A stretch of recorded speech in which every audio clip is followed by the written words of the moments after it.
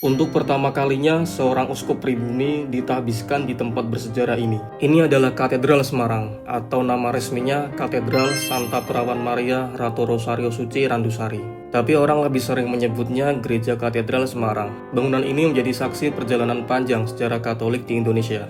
Hari ini Masijal mau napatilas ke salah satu situs bersejarah yang punya peran penting dalam perkembangan Katolik di Indonesia. Disinilah untuk pertama kalinya, seorang uskup pribumi orang Jawa ditahbiskan. Seiring bertambahnya jumlah umat Katolik di Jawa dan adanya perbedaan budaya dengan para misionaris Eropa, dibentuklah Vikariat Apostolik Semarang sebagai wilayah gerejawi baru. Lalu, datang sebuah telegram ke Yogyakarta. Isinya mengejutkan.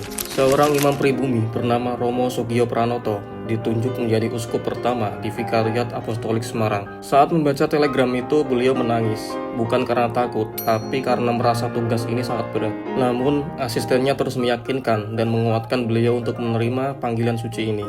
Akhirnya, pada tahun 1940, Monsinyur Albertus Sugio Pranoto resmi ditahbiskan di Katedral Semarang. Upacara ini dihadiri oleh pejabat tinggi dan pemimpin daerah dari Batavia, Semarang, Surakarta, hingga Yogyakarta. Bahkan, klerus dari luar Jawa pun datang untuk menyaksikan momen bersejarah ini. Setelah penahbisan ini, jumlah umat Katolik di Jawa Tengah dan Yogyakarta bertumbuh pesat. Yang awalnya hanya ribuan, kini menjadi puluhan ribu, bahkan melampaui jumlah umat Katolik keturunan Eropa. Tapi masa sulit datang saat pendudukan Jepang. Banyak gereja disita dan para imam ditangkap. Monsinyur Sugio Pranoto mati-matian melindungi Katedral Semarang. Ia bahkan berkata kepada tentara Jepang, "Kalian harus memanggal kepala jika ingin mengambil gereja ini." Setelah Jepang mundur, bendera merah putih pertama kali dikibarkan di depan Pastoran Gedangan atas perintah Monsinyur Sugio. Saat revolusi, ia juga turun tangan dalam konflik Perang 5 Hari di Semarang, berusaha menengahi konflik dan mencegah kekerasan yang menargetkan gereja dan klerus. Saat ibu kota pindah ke Yogyakarta, beliau juga ikut pindah dan memindahkan pusat Keuskupan Agung Semarang ke gereja Santo Yosef Bintaran.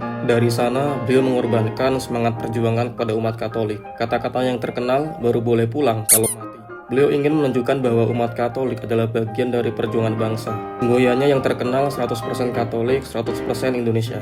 Saat ini sedang dibangun Katedral Center di Semarang, sebuah pusat edukasi dan pembinaan iman Katolik untuk semua usia. Umat bisa ikut berkontribusi dengan berdonasi melalui panitia Katedral Center Semarang. Ngomong-ngomong, Surakarta, kota kelahiran Romo Sugio, punya satu keunikan.